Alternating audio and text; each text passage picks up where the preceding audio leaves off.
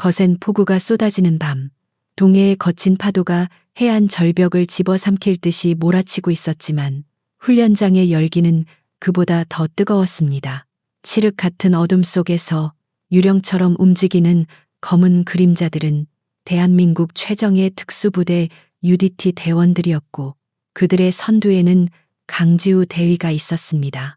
그녀는 진흙탕 속을 낮은 포복으로 기어가며 전방의 상황을 주시했는데 빗물과 땀이 뒤섞여 시야를 가렸지만 그녀의 눈빛은 흔들림 없이 목표물을 향해 고정되어 있었습니다.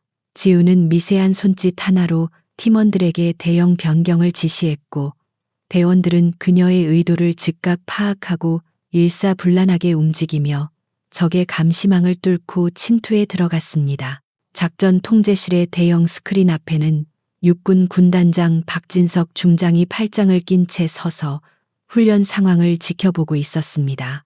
안락한 의자와 따뜻한 커피가 준비되어 있었지만 그의 표정은 폭풍우가 몰아치는 밖의 날씨만큼이나 어둡고 불쾌해 보였습니다. 화면 속에서 강지우 대위가 이끄는 팀이 예상보다 훨씬 빠른 속도로 방어선을 돌파하고 있다는 보고가 들어오자 박 중장의 미간에는 깊은 주름이 잡혔습니다. 그는 자신이 직접 설계한 방어 시나리오가 일개 대위, 그것도 젊은 여성 장교에 의해 무참히 깨지고 있다는 사실을 받아들이기 힘들었기에 입술을 굳게 다물었습니다. 강지우 대위는 적의 탐조등이 교차하는 사각지대를 정확히 파악하고 몸을 날려 엄폐물 뒤로 숨어들었습니다. 그녀의 호흡은 거칠었지만 심박수는 놀라울 정도로 안정적이었으며 머릿속에서는 수만 가지의 전술 시나리오가 빠르게 회전하고 있었습니다. 이번 합동훈련은 육군과 해군의 연합작전 능력을 검증하는 중요한 자리였기에 작은 실수 하나도 용납될 수 없다는 것을 그녀는 누구보다 잘 알고 있었습니다. 지우는 무전기를 통해 부팀장에게 우회 공격을 지시하고 자신은 정면 돌파를 위한 교란 작전을 펼치기 위해 연막탄의 안전핀을 조용히 뽑았습니다. 박진석 중장은 모니터를 통해 지우가 연막탄을 투척하고 적진 한복판으로 뛰어드는 모습을 보며 코웃음을 쳤습니다. 그는 저런 무모한 행동이 실전에서는 아군 전체를 위험에 빠뜨리는 영웅심리에 불과하다고 생각하며 옆에 서 있던 참모에게 혀를 차며 불만을 토로했습니다. 하지만 그의 예상과는 달리 연막 속에서 터져 나오는 총성들은 정확하게 가상 적군의 급소를 타격하고 있었고 혼란에 빠진 적들은 우왕좌왕하며 지휘 체계를 잃어가고 있었습니다. 박 중장은 주먹을 꽉 쥐며 손에 든 종이컵을 구겨버렸고 뜨거운 커피가 손가락을 적셨지만 그는 고통조차 느끼지 못했습니다. 지우는 연막이 걷히기도 전에 적 지휘소 입구에 도달하여 문을 박차고 들어가 제압 사격을 가했습니다. 그녀의 움직임에는 군더더기가 전혀 없었으며 사격 자세는 교과서보다 더 완벽하고 정교하여 보는 이들의 감탄을 자아냈습니다. 가상 적군 역할을 맡았던 육군 병사들은 순식간에 제압당했고 지우는 깃발을 꽂으며 작전 성공을 알리는 신호를 본부로 타전했습니다. 그녀의 몸에서는 뜨거운 김이 피어올랐고 헬멧 아래로 드러난 그녀의 눈동자는 승리감보다는 임무를 완수했다는 안도감으로 차분하게 빛나고 있었습니다. 통제실 내의 다른 장교들은 강지우 대위의 놀라운 성과에 감탄하며 웅성거렸지만 박진석 중장만은 침묵을 지켰습니다. 그는 주변의 장교들이 지우의 전술적 판단과 대담함을 칭찬하는 소리를 들을 때마다 마치 자신의 권위가 깎여나가는 듯한 모멸감을 느꼈습니다. 그는 육군 사관학교 출신이라는 엘리트 의식에 젖어 있었고 비사관학교 출신이나 타군, 특히 여성 군인이 자신보다 주목받는 것을 병적으로 싫어했습니다. 박 중장은 스크린 속에서 당당하게 서 있는 지우를 노려보며 그녀의 그 오만해 보이는 태도를 꺾어 놓아야겠다고 다짐했습니다. 훈련이 종료되고 강지우 대위가 헬멧을 벗자 땀에 젖은 머리카락이 드러나며 거친 숨을 몰아쉬었습니다. 그녀는 동료 대원들과 하이파이브를 하며 서로의 등을 두드려 주었고 극한의 상황을 함께 이겨낸 전우회를 나누며 밝게 웃었습니다.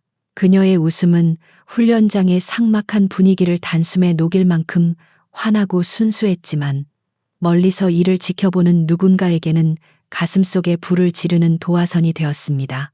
지우는 자신이 방금 세운 기록이 군단급 훈련 역사상 최단 시간 돌파라는 사실을 아직 알지 못한 채 장비를 점검하고 있었습니다. 박진석 중장은 굳은 표정으로 마이크를 잡고 훈련 강평을 시작하려 했으나 목소리가 잘 나오지 않았습니다. 그는 억지로 헛기침을 하며 목을 가다듬었고 스피커를 통해 울려 퍼지는 그의 목소리에는 날카로운 가시가 돋쳐 있었습니다. 그는 지우팀의 성과를 칭찬하는 대신 작전 과정에서 있었던 사소한 절차 위반이나 무모해 보일 수 있는 판단들을 집요하게 지적하며 깎아내리기 시작했습니다. 그의 비판은 논리적이라기보다는 감정적인 비난에 가까웠지만 계급의 무게 때문에 아무도 감히 반박하지 못하고 고개를 숙이고 있었습니다. 강지우 대위는 부동자세로 서서 박 중장의 질책을 듣고 있었지만 그녀의 표정에는 억울함이나 분노가 서려 있지 않았습니다. 그녀는 상관의 지적을 겸허하게 받아들이는 척하면서도 속으로는 자신의 전술적 판단이 옳았음을 확신하고 있었습니다. 그녀는 박 중장이 지적하는 부분들이 현장의 급박한 상황을 고려하지 않은 탁상공론에 불과하다는 것을 알고 있었지만 군인으로서의 본분을 지키기 위해 침묵했습니다. 그러나 그녀의 당당하고 흔들림 없는 눈빛은 박 중장의 자격지심을 더욱 자극하는 결과를 낳고 말았습니다. 비가 그치고 먹구름 사이로 달빛이 비치기 시작했지만 훈련장의 분위기는 여전히 무겁게 가라앉아 있었습니다. 대원들은 장비를 정리하며 숙소로 돌아갈 준비를 했고 지우는 마지막까지 남아서 현장을 정리하며 부하들을 챙겼습니다. 그녀는 부하들이 중장의 질책 때문에 의기소침해하지 않도록 격려의 말을 아끼지 않았고 내일 있을 2차 훈련에 대비해 마음을 다잡도록 독려했습니다. 이러한 지우의 리더십은 부하들에게 깊은 신뢰를 주고 있었으며 그녀를 따르는 대원들의 눈빛에는 존경심이 가득 차 있었습니다. 박진석 중장은 집무실로 돌아와 책상 위에 놓인 강지우 대위의 인사 기록 카드를 거칠게 집어들었습니다. 사진 속의 지우는 단정하고 강인한 인상을 주고 있었으며 화려한 수상 경력과 진급 기록들은 그녀가 얼마나 뛰어난 군인인지를 증명하고 있었습니다. 박 중장은 그녀가 UDT 역사상 최연소 여성 대위라는 타이틀을 거머쥐고 언론의 주목까지 받고 있다는 사실에 심한 불쾌감을 느꼈습니다. 그는 자신이 평생을 바쳐 쌓아온 명성이 저런 애송이 때문에 위협받을 수도 있다는 망상에 사로잡히기 시작했습니다. 그는 서랍 깊숙한 곳에서 비밀 휴대전화를 꺼내 어딘가로 전화를 걸었고 목소리를 낮추어 은밀한 지시를 내렸습니다. 수화기 너머의 상대방은 잠시 주저하는 듯 했으나 박 중장의 위압적인 태도에 굴복하여 지시를 따르겠다고 대답했습니다. 박 중장의 입가에는 비열한 미소가 번졌고 그는 창밖으로 보이는 훈련장을 내려다보며 강지우 대위가 파멸하는 모습을 상상하며 희열을 느꼈습니다. 이것은 단순한 군 기강 확립 차원이 아니라 자신의 권위에 도전하는 존재를 제거하기 위한 사적인 복수극의 시작이었습니다. 다음 날 아침 훈련장에는 어제와는 다른 팽팽한 긴장감이 감돌고 있었고 대원들의 표정도 사뭇 진지했습니다. 강지우 대위는 아침 점호를 마치고 작전 브리핑을 위해 지휘소로 향하던 중 낯선 영관급 장교들이 자신을 주시하고 있다는 것을 느꼈습니다. 그녀는 본능적으로 무언가 잘못 돌아가고 있음을 감지했지만 애써 불안감을 떨쳐내고 평정심을 유지하려 노력했습니다. 그녀는 자신이 군인으로서 해야 할 일에만 집중하기로 마음먹었지만 다가오는 폭풍의 그림자는 이미 그녀의 발목을 잡고 있었습니다. 브리핑 룸에 들어선 지우는 변경된 작전 계획을 받아보고는 의아함을 감출 수 없었습니다. 당초 계획되어 있던 해상 침투 훈련 대신 험준한 산악 지형에서의 장거리 정찰 및 타격 임무가 새로 하달되었기 때문이었습니다. 게다가 지원되는 장비와 정보는 턱없이 부족했고 작전 구역은 지뢰 매설 의심 지역과 인접해 있어 매우 위험했습니다.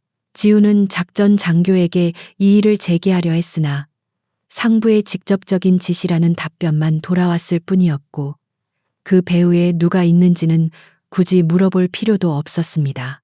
지우는 팀원들에게 변경된 작전 내용을 전달하며 최대한 동요하지 않는 모습을 보이려 애썼습니다. 대원들은 갑작스러운 변경과 위험한 조건에 당황한 기색이 역력했지만 지우의 단호하고 확신에 찬 목소리에 다시금 신뢰를 보냈습니다. 지우는 지도를 펴놓고 꼼꼼하게 예상 경로를 분석하며 발생할 수 있는 모든 변수에 대비한 대안을 마련하기 시작했습니다. 그녀는 이것이 자신을 시험하기 위한 고난이도 훈련일 것이라고 믿고 싶었지만 마음 한구석에서는 불길한 예감이 가시지 않았습니다. 한편 박진석 중장은 자신의 집무실에서 CCTV 화면을 통해 지우가 작전을 준비하는 모습을 지켜보고 있었습니다. 그는 지우가 공경에 처해 당황하거나 불만을 터뜨리기를 기대했지만 그녀가 침착하게 대응하는 모습을 보자 오히려 화가 치밀어 올랐습니다. 그는 옆에 서 있는 참모에게 이번 작전에서 지우팀의 통신 장비에 약간의 기술적 결함이 발생하도록 조치하라고 은밀히 명령했습니다. 그것은 훈련 중 고립을 유도하여 실패의 책임을 씌우기 위한 치졸하고도 위험한 함정이었습니다. 작전 개시 시간이 다가오자 헬기의 로터 소리가 훈련장을 가득 메웠고 지우와 대원들은 헬기에 탑승했습니다. 헬기가 이륙하여 산악지대로 향하는 동안 지우는 창밖을 내려다보며 굳은 결의를 다졌습니다. 그녀는 어떤 상황이 닥치더라도 자신의 팀원들을 무사히 복귀시키겠다고 다짐하며 헬멧의 턱끈을 단단히 조염했습니다. 하늘은 다시 흐려지기 시작했고 멀리서 천둥 소리가 들려오며 마치 앞으로 닥칠 시련을 예고하는 듯 했습니다. 산악지대에 도착하여 레펠 강화를 준비하는 지우의 눈빛은 매서웠고 그녀의 손은 로프를 꽉 움켜쥐고 있었습니다. 헬기 조종사는 기상 악화를 이유로 예정된 지점보다 더 험한 곳에 착륙을 시도하겠다고 통보했고 지우는 거부할 틈도 없이 그 결정을 따라야만 했습니다. 거센 바람에 헬기가 심하게 흔들렸지만 지우는 중심을 잃지 않고 대원들을 먼저 강화시킨 뒤 마지막으로 땅에 발을 디뎠습니다. 흙먼지가 날리는 착륙 지점에서 그녀는 신속하게 경계 태세를 갖추고 주변을 살폈습니다. 지우의 팀은 울창한 숲속으로 진입하여 목표 지점을 향해 은밀하게 이동을 시작했습니다. 숲은 대낮임에도 불구하고 어두컴컴했고 습한 공기는 숨을 턱턱 막히게 했지만 대원들은 훈련받은 대로 소리 없이 움직였습니다. 지우는 선두에서 길을 개척하며 나아갔지만 지도에 표시된 지형과 실제 지형이 미묘하게 다르다는 것을 깨달았습니다. 그녀는 나침반과 GPS를 번갈아 확인하며 위치를 수정했지만 정보의 불일치는 계속해서 그녀를 괴롭혔습니다. 그 시각 박진석 중장은 작전 상황판을 보며 회심의 미소를 짓고 있었습니다. 그는 지우 팀이 엉뚱한 경로로 들어서고 있다고 보고를 받았고 곧 통신이 두절될 것이라는 것도 알고 있었습니다. 그는 이 모든 것이 자신의 완벽한 시나리오대로 흘러가고 있다고 확신하며 저녁 식사 약속을 잡기 위해 비서에게 전화를 걸었습니다. 그는 한 사람의 인생을 망가뜨리고 군인의 명예를 짓밟는 일을 하면서도 양심의 가책을 전혀 느끼지 못하는 괴물이 되어 있었습니다. 거센 비바람이 몰아치는 산악지대는 한치 앞도 분간할 수 없을 만큼 어두웠고 강지우 대위와 팀원들은 젖은 군복의 무게를 견디며 가파른 능선을 오르고 있었습니다. 지도상으로는 평탄한 우회로가 나와 있어야 했지만 실제로 그들이 마주한 것은 깎아지른 듯한 절벽과 미끄러운 바위뿐이어서 전진이 쉽지 않았습니다. 지우는 선두에서 길을 개척하며 나침반과 지도를 대조해 보았지만 정보가 일치하지 않는 빈도가 점점 늘어나고 있어 불안감이 증폭되었습니다. 그녀는 이것이 단순한 정보 오류가 아님을 직감적으로 느꼈지만 지금 상황에서 멈추거나 되돌아가는 것은 작전 실패를 의미했기에 입술을 깨물며 전진을 독려했습니다. 대원들은 지우의 지시에 따라 묵묵히 움직였지만 그들의 체력은 급격히 소모되고 있었고 부상의 위험도 도사리고 있었습니다. 특히 폭우로 인해 집안이 약해져 있어 발을 디딜 때마다 흙더미가 무너져 내리는 아찔한 상황이 계속 연출되었습니다. 지우는 대원들의 안전을 최우선으로 고려하여 이동 속도를 조절했지만 상부에서 하달된 시간 제한은 그들의 목을 조여오고 있었습니다. 그녀는 무전기를 들어 본부의 상황을 보고하고 경로 변경 승인을 요청하려 했으나 수화기 너머에서는 알 수 없는 잡음만 들려올 뿐 명확한 응답이 없었습니다. 그 시각 육군 본부 상황실에 앉아있는 박진석 중장은 모니터에 표시된 지우팀의 위치 좌표가 붉은색 경고구역으로 진입하는 것을 보며 회심의 미소를 지었습니다. 그는 이미 통신 장교에게 지시하여 해당 구역의 통신 주파수를 고의로 교란시켜 놓은 상태였기에 그들이 고립무원의 상태에 빠졌음을 알고 있었습니다. 박 중장은 옆에 있는 부관에게 작전 일지를 가져오라고 명한 뒤 강지우 대위가 상부의 경고를 무시하고 독단적으로 위험 구역에 진입했다는 허위 내용을 기록하기 시작했습니다. 이것은 나중에 사고가 발생했을 때 모든 책임을 지우에게 떠넘기기 위한 치밀한 알리바이 공작이었습니다. 산속의 날씨는 점점 더 악화되어 이제는 천둥과 번개까지 동반한 폭풍우가 몰아치고 있었고 계곡의 물은 무서운 속도로 불어나고 있었습니다. 지우는 통신 두절 상태가 지속되자 즉시 작전을 중단하고 안전한 고지대로 대피해야 한다고 판단했습니다. 그녀는 대원들에게 수신호로 이동 명령을 내렸지만 그때 갑자기 선두에 있던 정찰 대원이 미끄러운 바위를 밟고 중심을 잃으며 비탈 아래로 굴러 떨어졌습니다. 비명소리와 함께 대원이 시야에서 사라지자 팀 전체가 순식간에 긴장 상태에 빠졌고 지우는 망설임 없이 그를 구하기 위해 로프를 챙겨들고 뛰어갔습니다. 굴러떨어진 대원은 다행히 튀어나온 나무뿌리에 걸려 멈췄지만 다리가 골절된 듯 고통스러운 표정을 짓고 있었고 급류가 흐르는 계곡물이 바로 아래서 입을 벌리고 있었습니다. 지우는 로프를 나무에 단단히 고정하고 자신의 몸을 묶은 뒤 수직에 가까운 비탈을 타고 내려가 부상당한 대원에게 접근했습니다. 빗물에 젖은 바위는 얼음처럼 미끄러웠고 강풍이 그녀의 몸을 거칠게 흔들어댔지만 지우의 손길은 침착하고 정확했습니다. 그녀는 대원을 안심시키며 응급 조치를 취한 뒤 그를 자신의 등에 업고 다시 위로 올라가기 위해 안간힘을 썼습니다. 박진석 중장은 상황실에서 위성 영상을 통해 이 모든 과정을 지켜보고 있었지만 구조 헬기를 보내라는 참모의 건의를 묵살해 버렸습니다. 그는 기상 악화를 핑계로 구조대 파견을 지연시키면서 지우가 이 위기 상황에서 어떤 처참한 결말을 맞이할지 즐기고 있는 듯했습니다. 그는 오히려 대변인실에 연락하여 이번 훈련 중 발생한 사고가 현장 지휘관의 무리한 욕심과 판단 착오로 인한 것이라는 보도자료를 미리 작성해 두라고 지시했습니다. 박 중장의 눈에는 부하의 생명이나 안위 따위는 전혀 보이지 않았고 오직 자신의 권력을 과시하고 정적을 제거하는 것만이 중요했습니다. 지우는 초인적인 힘을 발휘하여 부상당한 대원을 데리고 안전한 지점까지 올라오는 데 성공했지만 그녀의 체력도 한계에 다다르고 있었습니다. 팀원들은 서둘러 부상자를 돌보고 임시 들 것을 만들었지만 하산하는 길은 올라올 때보다 훨씬 더 위험하고 험난했습니다.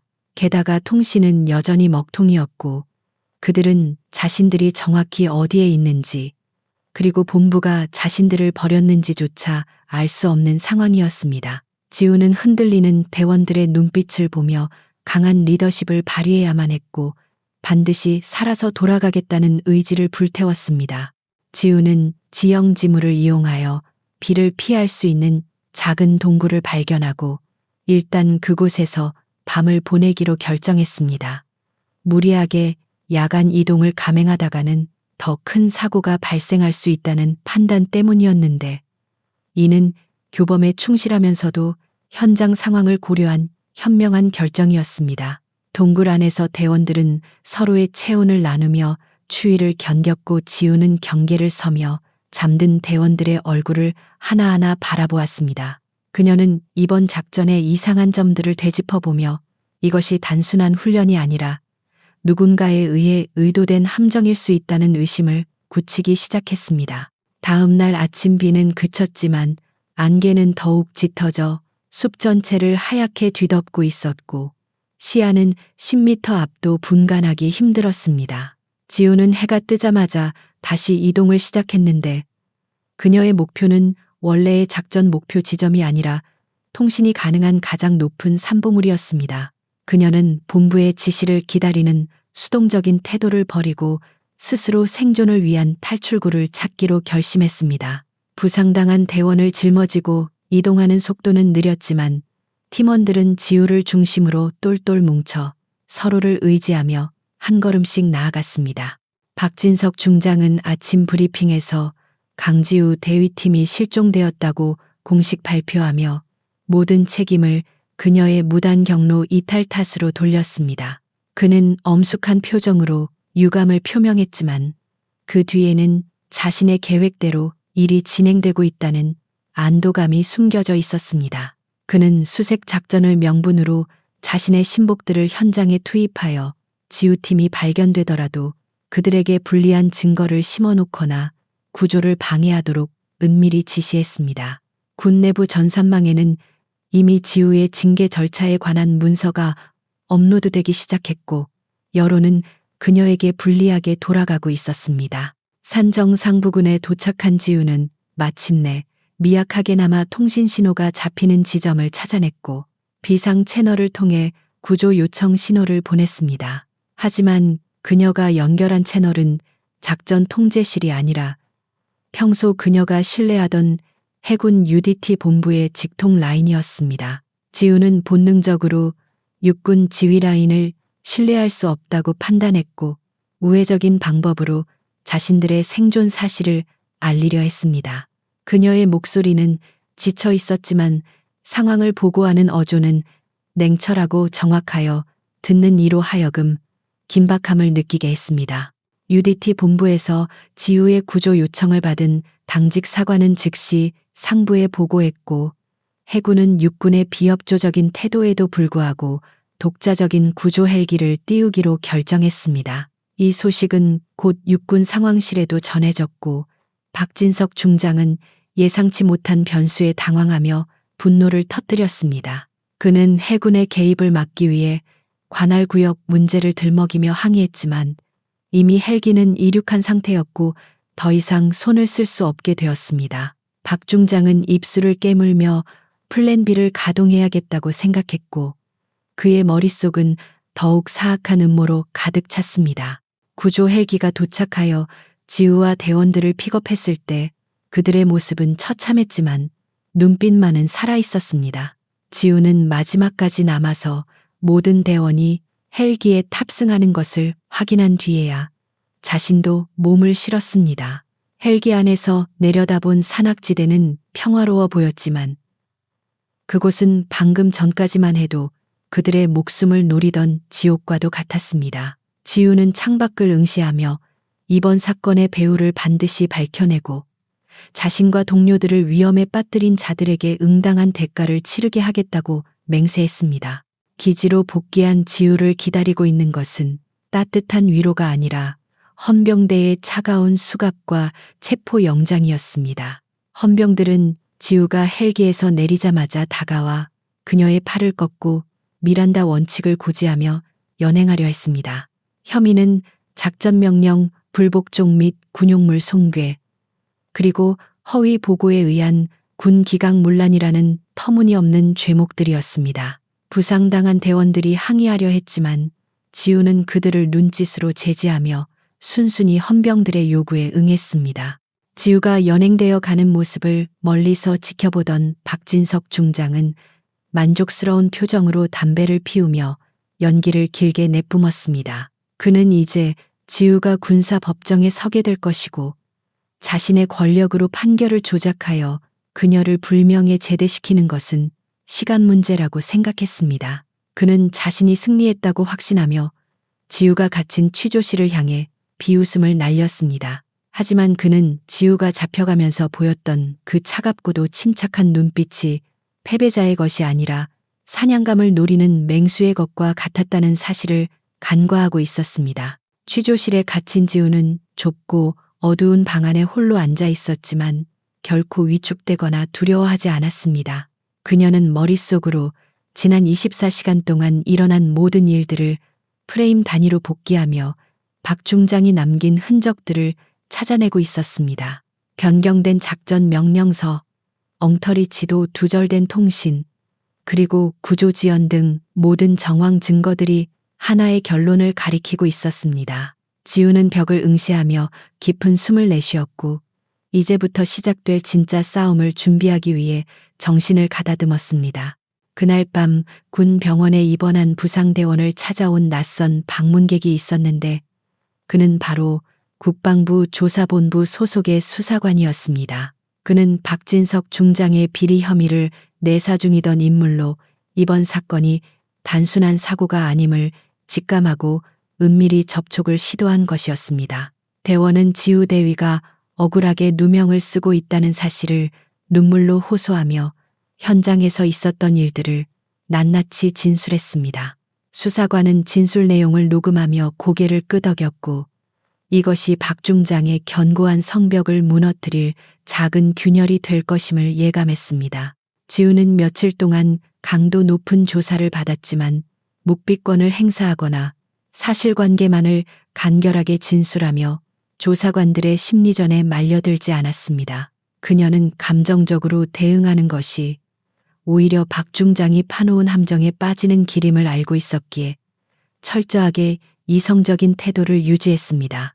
조사관들은 지우의 빈틈을 찾으려 애썼지만 그녀의 논리적이고 일관된 태도에 오히려 당황하며 수사의 난항을 겪었습니다. 밖에서는 지우의 구명 운동을 위한 움직임이 조용히 일어나고 있었고 진실을 향한 보이지 않는 전쟁은 이미 시작되고 있었습니다. 박진석 중장은 수사가 뜻대로 진행되지 않자 초조해지기 시작했고 조사관들에게 압력을 넣어 허위 자백을 받아내라고 종용했습니다. 그는 자신의 지위를 이용하여 증거를 조작하고 증인들을 매수하려 했지만 어딘가 모르게 일이 꼬여가고 있다는 느낌을 지울 수 없었습니다. 그는 밤늦게까지 집무실에 남아 대책을 강구하며 술을 마셨고 알코올 기운에 의지해 불안감을 떨쳐버리려 했습니다. 하지만 창문에 비친 그의 얼굴은 예전의 위험 있는 장군이 아니라 탐욕과 두려움에 찌든 추악한 노인의 모습이었습니다. 어두운 유치장 안에서 지우는 작은 창문 틈으로 들어오는 달빛을 바라보며 자신이 지켜야 할 신념과 명예에 대해 다시 한번 생각했습니다. 그녀는 단순히 자신의 억울함을 풀기 위해서가 아니라 썩어빠진 군 내부의 환부를 도려내기 위해 이 싸움을 포기할 수 없었습니다. 그녀는 주먹을 꽉 쥐며 다짐했습니다. 반드시 살아서 나가 저 오만한 별들의 어깨에 달린 계급장을 정의의 이름으로 찢어버리겠다고. 취조실의 차가운 공기는 살갗을 파고드는 듯했고 천장에 매달린 낡은 형광등은 우문거리는 소리를 내며 강지우 대위의 정수리를 비추고 있었습니다. 그녀의 앞에는 2명의 군 검찰 수사관이 앉아 있었는데 그들은 이미 유죄를 확신하는 듯한 눈빛으로 지우를 압박하며 자백을 강요하고 있었습니다. 책상 위에는 조작된 작전 일지와 편집된 통신 기록들이 산더미처럼 쌓여 있었고 그것들은 모두 지우가 공명심에 눈이 멀어 무리한 작전을 감행했다는 거짓된 서사를 뒷받침하고 있었습니다. 하지만 지우는 그들의 거친 고함과 협박에도 불구하고 입을 굳게 다문 채 바위처럼 단단한 침묵을 유지하며 자신의 내면을 지키고 있었습니다. 수사관 중 상급자로 보이는 소령이 책상을 거칠게 내리치며 지우의 태도를 비난했지만 그녀의 시선은 흔들림 없이 상대의 미간을 향해 있었습니다. 지우는 지금 이 순간 감정적으로 대응하여 틈을 보이는 것이야말로 적들이 가장 원하는 바라는 것을 본능적으로 알고 있었습니다. 그녀는 과거 특수전 훈련 과정에서 받았던 포로신문 저항 훈련을 떠올리며 육체적인 피로와 정신적인 모멸감을 철저하게 분리하여 통제하고 있었습니다. 그녀의 침묵은 단순한 거부가 아니라 상대방의 초조함을 유발하고 그들의 논리적 허점을 찾아내기 위한 고도의 심리전이었습니다. 한편 부대 밖에서는 박진석 중장의 주도하에 강지우 대위에 대한 대대적인 여론몰이가 시작되고 있었습니다. 국방일보와 부대 내부 인트라넷에는 지휘관의 독단이 부른 참사라는 자극적인 제목의 기사들이 도배되었고 익명의 제보자를 가장한 비방글들이 쏟아져 나왔습니다. 박 중장은 이러한 여론전을 통해 지우를 유능한 군인에서 통제불능의 위험분자로 낙인 찍으려 했으며 이는 향후 군사재판에서 그녀에게 불리한 판결을 내리기 위한 사전 포석이었습니다. 군인들에게 명예는 목숨보다 소중한 가치였기에 이러한 인격살인은 지우에게 육체적인 고문보다 더 큰 고통을 안겨주고 있었습니다. 박진석 중장은 자신의 집무실에서 모니터를 통해 여론의 동향을 살피며 만족스러운 미소를 짓고 있었습니다. 댓글창에는 지우를 비난하는 글들이 넘쳐나고 있었고 그중 상당수는 박 중장이 동원한 사이버 심리 전담팀이 작성한 것이었지만 일반 장병들은 진실을 알 길이 없었습니다. 그는 자신이 만들어낸 거짓된 현실이 진실을 덮어버리는 과정을 즐기며 권력의 달콤함에 다시 한번 취해 있었습니다. 그는 비서에게 최고급 양주를 가져오라고 지시하며 눈엣 가시 같았던 건방진 여군 장교가 몰락하는 것을 축하하는 자충연을 벌일 준비를 했습니다. 지우의 팀원들은 각자 다른 부대로 뿔뿔이 흩어져 격리 조치되었고 외부와의 연락이 철저히 차단된 상태에서 강도 높은 조사를 받고 있었습니다. 그들은 지우의 결백을 주장하며 항변했지만 조사관들은 그들의 증언을 묵살하거나 교묘하게 왜곡하여 조서에 기록했습니다. 특히 부상을 입었던 대원은 병상에 누워 있으면서도 지우가 자신을 구하기 위해 목숨을 걸었던 사실을 눈물로 호소했지만 그 진술은 지휘관의 과실을 덮기 위한 감성적 호소로 치부되었습니다. 팀원들은 거대한 권력의 벽 앞에서 무력감을 느꼈지만 지우에 대한 신뢰와 충성심만은 결코 꺾이지 않았습니다. 유치장에 홀로 남겨진 지우는 차가운 시멘트 바닥에 앉아 명상을 하며 흐트러진 정신을 가다듬고 있었습니다. 그녀는 외부와 단절된 이 공간이 오히려 자신에게 생각할 시간을 주고 있다는 긍정적인 마음가짐을 가지려 노력했습니다. 머릿속에서는 지난 작전의 모든 순간들이 파노라마처럼 스쳐 지나갔고 그녀는 기억의 조각들을 하나씩 맞추어가며 박 중장의 함정이 어디서부터 시작되었는지를 재구성했습니다. 작전 변경 명령이 내려진 시점, 보급 장비의 결함, 통신 두절의 타이밍 등 모든 것이 우연이라기에는 너무나 정교하게 맞물려 있었습니다. 지우는 조사 과정에서 슬쩍 보았던 증거, 자료들의 모순점을 기억해내며 입가에 희미한 미소를 띄었습니다. 조작된 통신 기록에는 그녀가 구조 요청을 하지 않고 작전을 강행했다고 나와 있었지만 해당 시간대의 기상 데이터와 위성 신호 기록을 대조해보면 그것이 불가능하다는 것을 증명할 수 있었습니다. 또한 박 중장이 제시한 작전 지도에는 애초부터 존재하지 않았던 안전 경로가 표시되어 있었는데 이는 그가 지형 정보를 고의로 왜곡했다는 결정적인 증거가 될 수 있었습니다. 지우는 이 모든 사실을 머릿속 서랍에 차곡차곡 정리하며 반격의 때를 기다렸습니다. 다음 날 아침 지우에게 국선 변호인이 배정되어 면회를 왔지만 그는 지우를 변호하려는 의지보다는 형량을 협상하려는 태도를 보였습니다. 그는 박 중장의 입김이 닿아 있는 인물로 지우에게 모든 혐의를 인정하고 선처를 호소하는 것이 유일한 살 길이라며 회유를 시도했습니다.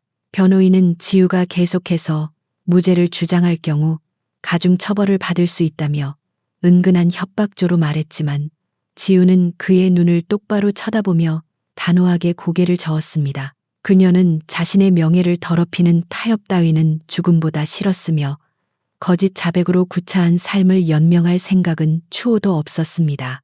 지우는 변호인에게 자신이 알고 있는 군법 조항들을 읊으며 현재 진행 중인 수사 절차의 위법성을 조목조목 지적했습니다. 그녀의 논리 정연한 반박에 당황한 변호인은 말문이 막혔고, 지우가 생각보다 훨씬 더 법규에 해박하고 지적이라는 사실에 놀라움을 감추지 못했습니다.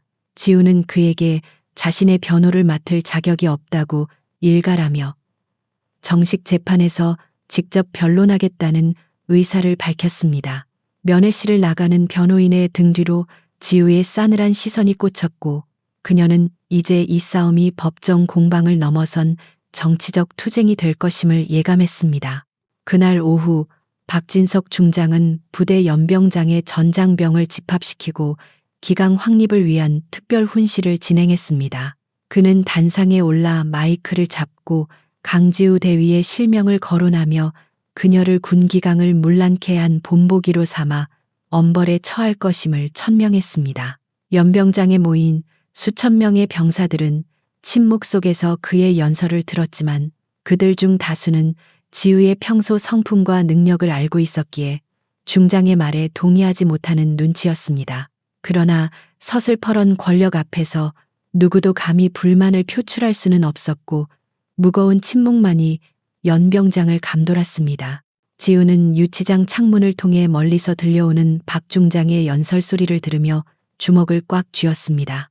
자신의 이름이 모욕적으로 호명되는 것을 듣는 것은 참기 힘든 고통이었지만 그녀는 그 분노를 에너지로 전환하여 전의를 불태웠습니다. 박 중장이 저토록 공개적으로 자신을 비난하는 것은 역설적으로 그가 불안해하고 있다는 증거이기도 했습니다.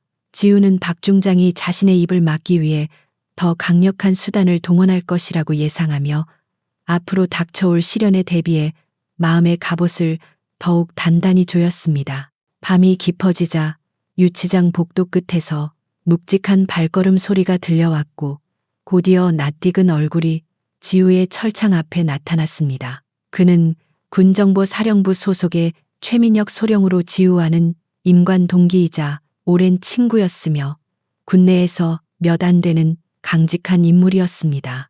민혁은 경비병을 잠시 물리고 지우에게 다가와 작은 목소리로 말을 건넸는데 그의 표정은 매우 심각해 보였습니다. 그는 지우에게 현재 돌아가는 상황이 생각보다 훨씬 더 위험하며 박 중장이 지우를 간첩 혐의로 엮으려는 움직임까지 보이고 있다고 경고했습니다. 민혁은 품속에서 작은 USB 메모리를 꺼내 지우의 손에 쥐어주며 이것이 박 중장의 비자금 장부와 관련된 암호 파일이라고 속삭였습니다. 그는 자신이 오랫동안 박 중장을 내사해왔으며 이번 사건을 계기로 그를 무너뜨릴 결정적인 증거를 확보하기 위해 노력하고 있다고 말했습니다. 하지만 파일의 암호를 풀기 위해서는 지우가 작전 중에 획득했던 특정 정보가 필요했습니다. 지우는 민혁의 눈을 보며 그가 진심으로 자신을 돕려 한다는 것을 느꼈고 떨리는 손으로 USB를 받아들며 깊은 감사의 뜻을 전했습니다. 지우는 민혁이 돌아간 후 USB를 낡은 군화 밑창 속에 숨기고 다시 차가운 바닥에 누워 천장을 바라보았습니다. 이제 그녀의 손에는 박 중장의 목숨줄을 갈 수 있는 열쇠가 쥐어졌지만 그것을 사용하기 위해서는 감옥 밖으로 나가야만 했습니다. 그녀는 탈출을 계획하기에는 감시가 너무 삼엄하다는 것을 알고 있었기에 합법적인 방법으로 법정에 서는 날만을 기다려야 했습니다. 지우는 머릿속으로 재판장에서 벌어질 치열한 공방전을 시뮬레이션하며 박 중장의 가면을 벗겨낼 완벽한 시나리오를 구상하기 시작했습니다. 한편 박진석 중장은 정보사령부 쪽에 심어둔 첩자로부터 최민혁 소령이 지우를 면회했다는 보고를 받고 격분했습니다. 그는 민혁이 무언가 냄새를 맡았다는 것을 눈치채고 즉시 그를 다른 부대로 전출시키거나 꼬투리를 잡아 구속하라고 지시했습니다. 박 중장은 자신의 왕국에 균열이 생기는 것을 용납할 수 없었기에 조금이라도 의심스러운 자들은 모조리 제거해버리는 공포 정치를 강화했습니다. 그의 광기 어린 집착은 도를 넘어서고 있었고 주변 참모들조차 그의 눈치를 보며 두려움에 떨기 시작했습니다. 지우는 좁은 감방 안에서도 체력 유지를 위해 틈틈이 맨손 운동을 하며 땀을 흘렸습니다. 팔굽혀펴기와 윗몸 일으키기를 반복하며 근육의 긴장을 유지했고, 섀도우 복싱을 하며 무뎌질 수 있는 감각을 날카롭게 다듬었습니다. 육체의 고통은 잡념을 없애주었고, 흐르는 땀은 복잡한 머릿속을 맑게 해주었습니다. 감시병들은 지우의 기이한 행동을 의아해하며 바라봤지만 그녀가 뿜어내는 기세에 눌려 아무런 제지도 하지 못했습니다. 그녀는 갇혀있는 짐승이 아니라 사냥을 준비하는 전사의 모습이었습니다. 며칠 후 군 검찰은 지우를 정식으로 기소했고 군사 법원에서의 첫 공판 날짜가 잡혔습니다. 공소장에는 근무 이탈, 명령, 위반 군용물, 손괴 등 온갖 혐의가 적혀 있었고 검찰 측은 최고 형량인 징역 20년을 구형할 예정이라고 통보해 왔습니다. 소식을 접한 지우는 오히려 담담한 표정으로 공소장을 읽어내려갔고 그 안에 숨겨진 논리적 비약과 억지 주장들을 하나씩 체크했습니다. 그녀에게 이 공소장은 자신의 유죄를 증명하는 문서가 아니라 적들의 치부를 드러내는 지도와도 같았습니다. 지우가 법정으로 이송되는 날, 호송차에 오르는 그녀의 모습은 수많은 카메라 플래시 세례를 받았습니다. 기자들은 질문을 쏟아냈지만 지우는 아무 대답 없이 정면만을 응시하며 호송차에 올랐습니다. 그녀의 수갑찬 두 손은 가지런히 모아져 있었지만 꼿꼿한 허리와 당당한 걸음걸이는 그녀가 결코 죄인이 아님을 웅변하고 있었습니다. 뉴스 화면을 통해 이 모습을 지켜본 국민들 사이에서는 동정 여론과 함께 사건의 진실에 대한 의구심이 조금씩 피어오르기 시작했습니다. 법원 대기실에 도착한 지우는 잠시 눈을 감고 심호흡을 하며 자신이 지켜야 할 정의와 신념을 되새겼습니다. 그녀는 단순히 자신의 억울함을 풀기 위해서가 아니라 썩어빠진 군대 조직을 정화하고 진정한 군인 정신을 바로 세우기 위해 이 자리에 섰습니다. 문이 열리고 법정 경위가 그녀의 이름을 호명하자 지우는 눈을 번쩍 뜨고 결의에 찬 표정으로 자리에서 일어났습니다. 이제 거짓과 진실이 정면으로 충돌하는 운명의 시간이 다가왔습니다. 법정 안은 수많은 방청객과 취재진으로 가득 차 있었고 팽팽한 긴장감이 감돌고 있었습니다. 재판부석에는 엄숙한 표정의 군 판사들이 앉아 있었고 검찰석에는 승리감에 도취된 군 검사들이 서류를 만지작거리고 있었습니다. 지우가 피고인석에 들어서자 장내에는 잠시 술렁임이 일었으나 판사의 제지로 곧 조용해졌습니다. 박진석 중장은 증인석이 아닌 방청석 맨 앞줄에 앉아 팔짱을 낀 채 거만한 눈빛으로 지우를 내려다보고 있었습니다. 그의 눈빛은 네가 감히 나를 이길 수 있겠느냐 라고 비웃는 듯했습니다. 재판장이 개정을 선언하고 검사가 공소 사실을 낭독하기 시작했습니다. 검사는 격앙된 목소리로 지우를 규율을 무시하고 영웅 심리에 사로잡힌 타락한 장교로 묘사하며 그녀의 행동이 국가 안보에 심각한 위협을 초래했다고 주장했습니다. 그는 조작된 증거들을 화면에 띄우며 배심원들을 선동하려 했고 방청석에서는 탄식과 비난의 소리가 터져 나왔습니다. 하지만 지우는 미동도 하지 않고 검사의 논리를 경청하며 반격의 타이밍을 재고 있었습니다. 검사의 신문이 끝나고 변론 기회가 주어지자 지우는 천천히 자리에서 일어나 재판부를 향해 경례를 했습니다. 그녀는 변호인의 도움 없이 스스로 변론하겠다고 선언했고 장내에는 다시 한번 술렁임이 일었습니다. 판사가 이를 허락하자 지우는 침착하고 또렷한 목소리로 검사의 주장을 하나하나 반박하기 시작했습니다. 그녀는 감정에 호소하는 대신 철저하게 팩트와 규정에 입각하여 진술했고 그녀의 논리 정연한 말솜씨는 듣는 이들을 점차 몰입하게 만들었습니다. 지우는 작전 당일의 상황을 분 단위로 재구성하며 검찰이 제시한 증거들의 모순점을 날카롭게 파고들었습니다.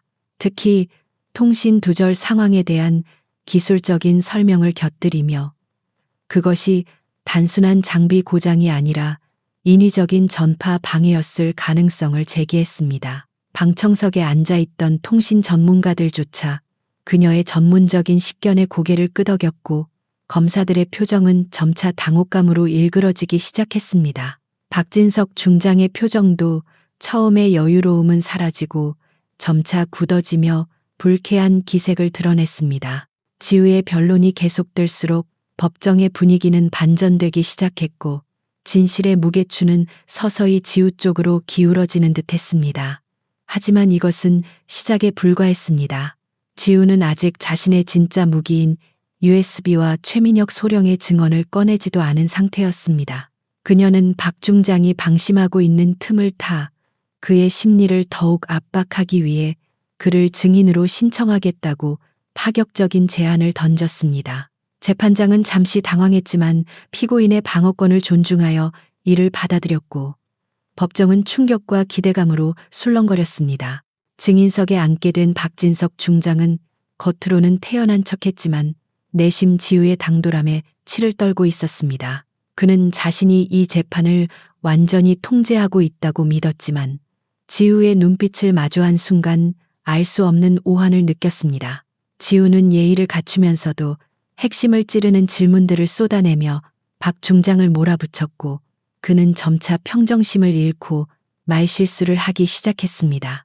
지우는 그 틈을 놓치지 않고 집요하게 파고들며 거대한 권력의 성벽에 작은 균열을 만들어가고 있었습니다. 이것은 단순한 재판이 아니라 한 명의 군인이 거대한 악에 맞서 싸우는 처절한 전장이었습니다. 첫 공판이 끝나고 휴정이 선언되자 법정 밖은 취재진과 방청객들의 웅성거림으로 가득 찼지만 박진석 중장의 집무실은 무거운 침묵만이 감돌고 있었습니다. 그는 넥타이를 거칠게 풀어헤치고 위스키 잔을 바닥에 던져 산산조각을 내며 자신의 명예에 먹칠을 한 강지우 대위에 대한 분노를 표출했습니다. 재판장에서 지우가 보여준 당당한 태도와 날카로운 신문은 그의 자존심을 심각하게 훼손시켰고 무엇보다 방청객들의 시선이 의심으로 바뀌는 것을 느꼈을 때 그는 참을 수 없는 모욕감을 느꼈습니다. 박 중장은 책상 위에 놓인 직통 전화를 들어 자신의 더러운 일을 처리해주는 그림자 부대의 책임자를 호출하며 치밀어 오르는 화를 사겼습니다.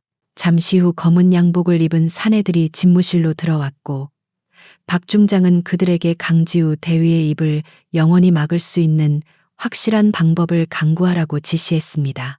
그는 단순히 재판에서 이기는 것을 넘어 지우를 도와주는 외부 세력까지 모조리 찾아내어 뿌리를 뽑아버리겠다는 도끼를 품고 있었습니다. 특히 법정에서 지우가 언급했던 통신 기록의 모순점을 제공한 내부 조력자가 누구인지 찾아내기 위해 정보사령부와 통신부대에 대한 대대적인 감찰을 지시했습니다.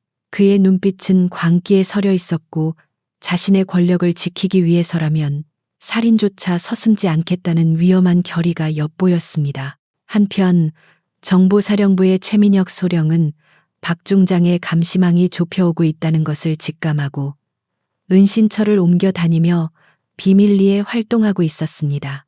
그는 지우에게 넘겨준 USB가 박 중장의 비자금을 입증할 결정적인 증거라는 것을 알고 있었지만 그것만으로는 재판을 뒤집기에 부족하다는 판단을 하고 있었습니다.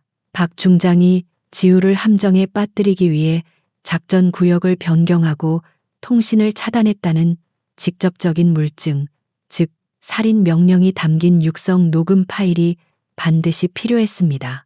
민혁은 보안 등급이 가장 높은 육군 중앙 서버에 접속하기 위해 과거 해커 출신이었던 자신의 옛 동료에게 도움을 요청하기로 결심했습니다.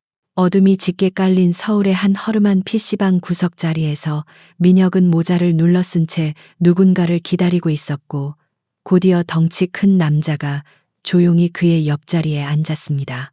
그는 강지우 대위의 팀 부팀장이었던 이 상사로 강제 전역을 당한 뒤 일용직 노동을 하며 숨죽여 지내고 있던 인물이었습니다. 두 사람은 짧은 눈인사로 서로의 신원을 확인했고 민혁은 이 상사에게 현재 상황과 앞으로의 계획을 간략하게 설명했습니다. 이 상사는 지우가 억울하게 누명을 쓰고 고통받고 있다는 사실에 주먹을 불끈 쥐며 대장님을 구하기 위해서라면 지옥불이라도 뛰어들겠다며 협력을 약속했습니다. 민혁과 이 상사는 박 중장이 증거인멸을 시도하기 전에 작전 당일에 원본 통신 로그가 저장된 백업 서버실에 침투하기로 계획을 세웠습니다. 그곳은 경비가 삼엄한 군사 제한 구역 내에 위치해 있었지만 이 상사는 과거 UDT 시절의 침투 경험을 살려 보안망을 뚫을 수 있는 루트를 알고 있었습니다. 민혁은 서버의 방화벽을 해제할 수 있는 코드를 준비했고 두 사람은 목숨을 건 잠입 작전을 실행에 옮기기 위해 장비를 챙겼습니다. 이것은 군인의 신분으로 아군 기지에 침투해야 하는 아이러니한 상황이었지만 정의를 바로 세우기 위해서는 어쩔 수 없는 선택이었습니다. 그 시각 구치소 독방에 갇힌 지우는 좁은 창문으로 들어오는 달빛에 의지해 민혁이 준 USB를 낡은 성경책 표지 안쪽에 교묘하게 숨기고 있었습니다. 교도관들 중에도 박 중장의 사주를 받은 자들이 섞여 있었기에 그녀는 잠시도 긴장을 늦출 수 없었고 수시로 이루어지는 소지품 검사 때마다 기지를 발휘해야 했습니다. 그녀는 머릿속으로 다음 공판에서 박 중장을 무너뜨릴 신문 전략을 끊임없이 시뮬레이션하며 외로움과 공포를 이겨내고 있었습니다. 지우는 자신의 팀원들과 민혁이 밖에서 움직이고 있다는 것을 굳게 믿으며 그들이 보내올 신호를 하염없이 기다렸습니다. 박 중장은 신복들로부터 최민혁 소령의 행방이 묘연하다는 보고를 받고 불안감에 휩싸여 책상을 내리쳤습니다. 그는 민혁이 쥐고 있는 카드가 무엇인지 정확히 알지 못했기에 더욱 초조해했고 혹시 모를 사태에 대비해 병원에 입원 중인 부상 대원에게 감시를 붙였습니다. 그 대원은 당시 현장에서 통신 장비의 이상 유무를 직접 목격한 유일한 증인이었기에 박 중장 입장에서는 반드시 제거하거나 회유해야 할 대상이었습니다. 병실 주변에는 사복을 입은 헌병들이 배치되었고 외부인의 출입은 철저하게 통제되어 팽팽한 긴장감이 감돌았습니다. 이 상사와 민혁은 칠흑 같은 어둠을 틈타 백업 서버실이 있는 통신부대 외곽 철조망에 접근했고 능숙한 솜씨로 절단기를 이용해 개구멍을 만들었습니다. 순찰 도는 병사들의 동선을 완벽하게 파악하고 있던 이 상사는 소리 없이 그림자처럼 이동하며 CCTV의 사각지대를 찾아내 민혁을 인도했습니다. 빗방울이 조금씩 떨어지기 시작해 그들의 발자국 소리를 감추어 주었지만 심장 소리는 귓가에 천둥처럼 울려 퍼졌습니다. 그들은 발각되는 즉시 사살될 수도 있다는 극도의 공포감을 느꼈지만 지우의 얼굴을 떠올리며 서로를 독려하고 전진했습니다. 서버실 건물 입구에 도착한 민혁은 전자 잠금 장치에 해킹 툴을 연결하고 숨을 죽인 채 코드가 풀리기를 기다렸습니다. 단말기 화면에 녹색 불이 들어오자 문이 소리 없이 열렸고 두 사람은 신속하게 내부로 진입하여 메인 서버 렉을 찾아냈습니다. 수만 개의 케이블과 전멸하는 LED 불빛들 사이에서 민혁은 떨리는 손으로 키보드를 두드리며 삭제된 파일들의 복구를 시도했습니다. 시간은 야속하게도 빠르게 흘러갔고 밖에서는 순찰대의 발소리가 점점 가까워지고 있어 식은땀이 등을 타고 흘러내렸습니다. 한편 병원에서는 박 중장이 보낸 암살자가 의사로 위장하여 부상 대원의 병실에 침입하려는 시도가 있었습니다. 그는 주사기에 치명적인 독극물을 채워넣고 잠든 대원의 팔에 주사를 놓으려 했으나 대원은 극심한 통증 때문에 잠들지 못한 상태였습니다. 낯선 의사의 등장을 수상하게 여긴 대원이 소리를 지르며 저항하자 당황한 암살자는 그를 힘으로 제압하려 하며 몸싸움이 벌어졌습니다. 소란스러운 소리에 밖을 지키던 헌병들이 뛰어들어왔지만 암살자는 혼란을 틈타 창문을 깨고 도주해 버렸고 병실은 아수라장이 되었습니다.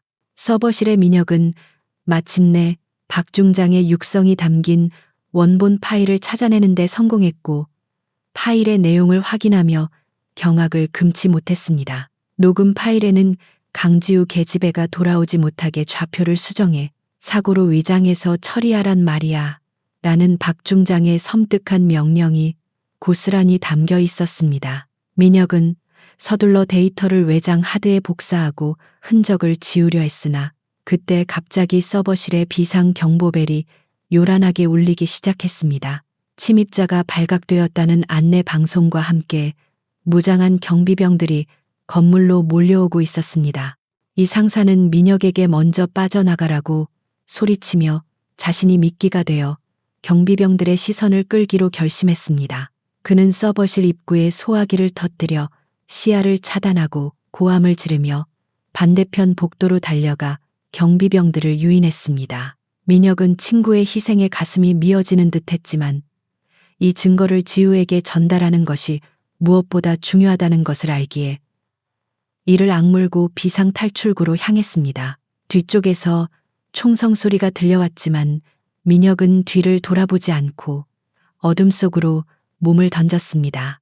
다음 날 아침 뉴스는 통신 부대에 거동 수상자가 침입했다는 소식을 짧게 전했지만 구체적인 피해 상황이나 침입자의 신원은 보도되지 않았습니다. 구치소에서 이 뉴스를 접한 지우는 직감적으로 민혁과 팀원들이 움직였다는 것을 알아차리고 가슴을 졸였습니다. 그녀는 그들이 무사하기만을 기도하며 다가오는 2차 공판에서 이 목숨 건 노력들이 헛되지 않게 하겠다고 다짐했습니다. 그녀의 눈빛은 더욱 깊고 차가워졌으며 이제 단순한 방어를 넘어 상대를 파멸시킬 준비를 마쳤습니다.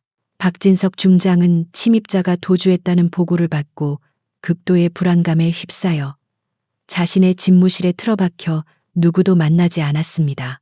그는 자신이 저지른 모든 악행들이 부메랑이 되어 돌아오고 있음을 느꼈고 이제 남은 방법은 재판 자체를 무산시키거나 판사를 매수하여 억지 판결을 내리는 것뿐이라고 생각했습니다.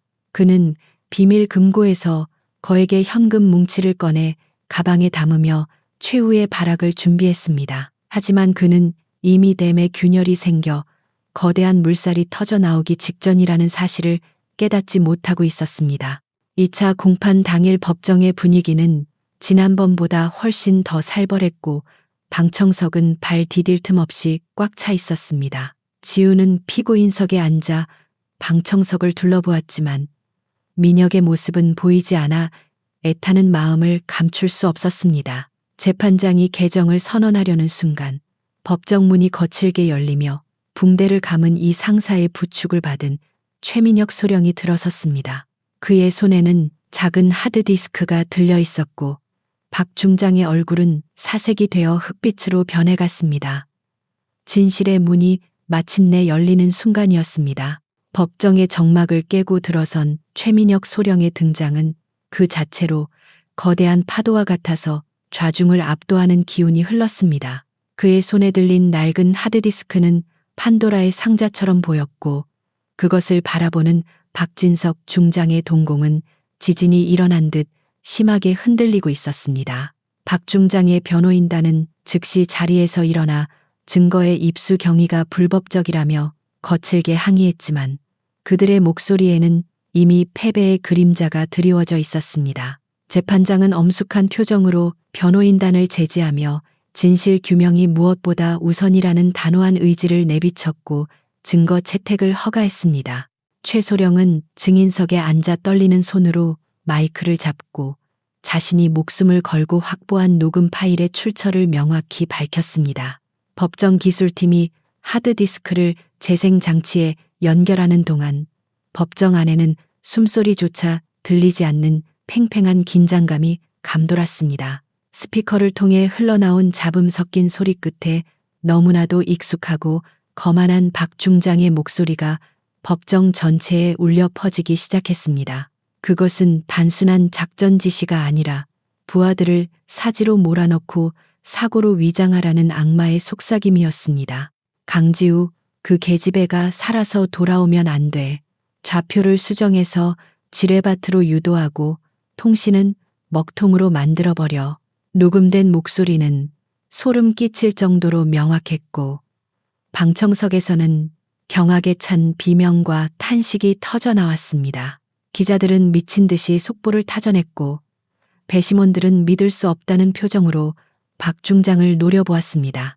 박 중장은 얼굴이 불그락푸르락해져서 자리에서 벌떡 일어나 저것은 조작된 음성이며 AI 기술을 이용한 음해라고 고래고래 소리를 질렀습니다. 하지만 강지우 대위는 미동도 하지 않고 차가운 눈빛으로 발악하는 박 중장을 응시하며 천천히 자리에서 일어났습니다. 그녀는 판사에게 발언권을 얻은 뒤 박 중장을 향해 한 걸음씩 다가가며 서슬퍼런 질문을 던지기 시작했습니다. 중장님 조작이라고 하셨습니까? 그렇다면 그날 그 시각 작전 통제실 직통전화의 통화 기록이 정확히 3분 42초 동안 지속된 것은 어떻게 설명하시겠습니까? 지우가 제시한 통신, 로그 기록은 녹음 파일의 길이와 정확히 일치하고 있었습니다. 박 중장은 말문이 막혀 뻐끔거리다가 이내 분노를 참지 못하고 책상을 내리치며 지우에게 욕설을 퍼부었습니다. 그는 자신이 군단장이라는 지위를 이용해 법정을 모독하고 재판장을 협박하는 추태를 부리기 시작했습니다. 감히 일개 대위 나부랭이가 별을 단장군을 신문해 내가 누구인지 알아 내 말 한마디면 너희들은 다 끝이야. 그의 광기 어린 절규는 오히려 그가 얼마나 권력에 취해 괴물이 되었는지를 스스로 증명하는 꼴이 되었습니다. 지우는 박 중장의 폭언에도 눈 하나 깜짝하지 않고 오히려 더 침착하고 단호한 목소리로 그를 몰아붙였습니다. 계급장은 군림하라고 있는 것이 아니라 부하들의 생명을 책임지라고 국가가 빌려준 것입니다. 당신은 그 무게를 견딜 자격이 없습니다. 지우의 일갈은 법정 안의 모든 사람들의 가슴을 울렸고 군인으로서의 명예와 긍지가 무엇인지를 다시 한번 일깨워 주었습니다. 박 중장의 변호인조차 더 이상 변론을 포기한 듯 고개를 떨구고 앉아 있었습니다. 검찰 측 군 검사들마저 사태가 완전히 역전되었음을 깨닫고 박 중장에 대한 태도를 180도 바꾸기 시작했습니다. 그들은 박 중장의 혐의를 입증할 추가 증거들을 쏟아내며 그동안 숨겨왔던 비리 사실들까지 낱낱이 파헤치겠다고 선언했습니다. 박 중장을 비호하던 군 내부에 보이지 않는 손들도 여론이 악화되자 서둘러 그와의 관계를 끊으려 하고 있었습니다. 고립무원의 처지가 된 박 중장은 다리가 풀려 자리에 주저앉았고 그의 눈에는 초점 없는 공포만이 가득했습니다. 재판장은 휴정을 선언하지 않고 곧바로 심리를 진행하여 박 중장의 도주 우려를 이유로 법정 구속을 검토하겠다고 밝혔습니다. 헌병들이 박 중장의 주변을 에워싸자 그는 믿을 수 없다는 표정으로 주위를 둘러보며 누군가에게 도움을 요청하는 눈빛을 보냈습니다. 하지만 방청석에 앉아 있던 그의 측근들은 모두 고개를 돌리거나 자리를 피했고 그는 철저하게 버림받았다는 사실을 뼈저리게 느껴야 했습니다. 한때 군단을 호령하던 절대 권력자의 몰락은 너무나도 빠르고 비참했습니다. 이 소식은 실시간으로 뉴스 특보를 통해 전국에 생중계되었고 국민들은 분노하며 박 중장의 엄벌을 촉구하는 시위를 벌였습니다. 국방부 장관은 긴급 브리핑을 통해 이번 사태에 대해 대국민 사과를 발표하고 군 내부의 부조리를 척결하겠다는 강력한 의지를 표명했습니다. 강지우 대위는 억울한 누명을 쓴 피해자에서 부패한 권력에 맞서 싸운 진정한 영웅으로 떠오르며 국민적인 지지를 받게 되었습니다. 지우는 법정을 나서며 쏟아지는 카메라 플래시 세례를 받았지만 그녀의 표정은 여전히 담담했습니다. 그녀는 승리의 기쁨에 취하기보다는 아직 병원에 있는 부상 대원들과 고생한 팀원들을 먼저 걱정했습니다. 그녀에게 이번 재판은 개인적인 복수극이 아니라 무너진 군의 기강을 바로 세우고 전우들의 명예를 회복하는 성스러운 투쟁이었습니다. 민혁과 이상사가 멀리서 그녀를 향해 엄지손가락을 치켜세웠고 지우는 옅은 미소로 그들에게 화답했습니다. 구치소로 돌아온 박진석 중장은 독방에 갇혀 벽을 멍하니 바라보며 현실을 부정하려 애썼습니다. 그는 아직 자신에게 충성하는 세력이 남아있을 것이라 믿으며 비밀리에 외부와 연락을 시도하려 했지만 모든 통신수단은 차단된 상태였습니다. 밤이 깊어지자 그는 환청에 시달리며 소리를 지르거나 울부짖었고 평생 쌓아온 공든 탑이 무너져 내리는 소리를 들으며 절망의 구렁텅이로 빠져들었습니다. 그의 오만과 독선이 빚어낸 비극적인 결말이 시시각각 다가오고 있었습니다.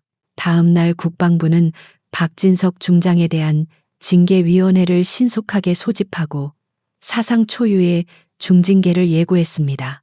그것은 단순한 파면이나 해임이 아니라 전군이 지켜보는 앞에서 그의 명예를 박탈하는 상징적인 의식이 될 것이었습니다. 군 당국은 이를 통해 실추된 군의 이미지를 쇄신하고 다시는 이런 일이 발생하지 않도록 하겠다는 강력한 메시지를 전달하고자 했습니다. 박 중장에게 남은 것은 이제 심판의 날을 기다리는 공포의 시간뿐이었습니다. 지우는 최종 판결을 앞두고 UDT 정복을 깨끗하게 다림질하며 마음의 준비를 하고 있었습니다. 그녀의 가슴에 달린 휘장들은 그동안 그녀가 흘린 피와 땀의 결정체였고 그녀는 그것이 부끄럽지 않도록 마지막까지 최선을 다할 생각이었습니다. 창밖에는 비가 그치고 맑게 갠하늘이 펼쳐져 있었고 멀리서 들려오는 파도 소리가 그녀를 응원하는 듯했습니다. 이제 모든 것을 마무리 지을 최후의 순간이 다가오고 있었습니다. 운명의 날이 밝아오자 국방부 대강당 주변에는 이른 새벽부터 수백 명의 취재진과 시위대가 몰려들어 인산인해를 이루고 있었습니다. 대한민국 건군 이래 최초로 현역 중장의 보직 해임과 계급 박탈을 결정하는 공개징계위원회가 열리는 날이었기에 전 국민의 이목이 이곳으로 집중되어 있었습니다. 하늘은 구름 한 점 없이 맑았지만 강당으로 들어서는 군 수뇌부들의 표정은 살얼음판을 걷는 듯 차갑고 무거웠습니다. 그들은 이번 사건이 군 전체의 신뢰도를 바닥으로 떨어뜨린 치욕스러운 일임을 통감하며 썩은 살을 도려내는 심정으로 무거운 발걸음을 옮기고 있었습니다. 대강당 내부는 숨막힐 듯한 정적에 휩싸여 있었고 단상 중앙에는 국방부 장관과 각 군 참모총장들이 배석하여 위압적인 분위기를 조성하고 있었습니다. 방청석에는 별을 단 장성들만 수십 명이 앉아 있었는데 그들의 어깨에 달린 계급장이 뿜어내는 금빛 섬광은 오늘따라 더욱 날카롭게 느껴졌습니다. 강지우 대위는 정복을 갖춰 입고 피징계 인석 반대편 증인석에 앉아 있었는데 그녀의 흐트러짐 없는 자세와 결의에 찬 눈빛은 주변의 무거운 공기마저 압도하고 있었습니다. 그녀는 오늘이 단순히 한 개인의 몰락을 지켜보는 자리가 아니라 정의가 살아있음을 증명하는 성스러운 의식임을 알고 있었습니다. 잠시 후 헌병들의 삼엄한 감시를 받으며 박진석 중장이 강당 안으로 들어섰는데 그의 모습은 며칠 전과는 비교할 수 없을 정도로 초췌해져 있었습니다.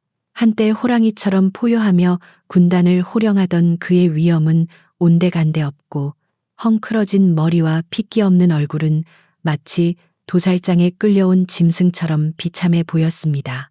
그는 주눅이 든 채 바닥을 보며 걸었지만 가끔씩 고개를 들어 강지우 대위를 노려볼 때면 눈동자 깊은 곳에서 여전히 도끼 어린 원망이 이글거리고 있었습니다.